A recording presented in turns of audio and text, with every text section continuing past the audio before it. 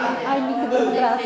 Bem feito, bem feito. A gente não deve pensar pela cabeça dos outros. Bem feito o que, vô? A gente não deve pensar pela cabeça dos outros. Ah, é? O meu pai já dizia que quem pensa pela cabeça dos outros, assim mesmo não faz bem, pois só faz papel de burro e não agrada ninguém.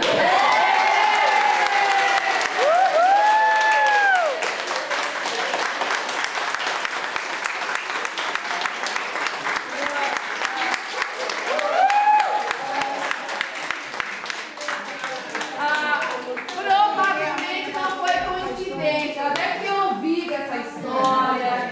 Já deve ter contado alguma coisa. Não é? Já ouvi então.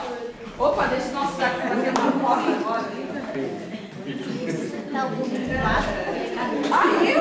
Ai, sei lá, vai botar um pouquinho de lado, deixa eu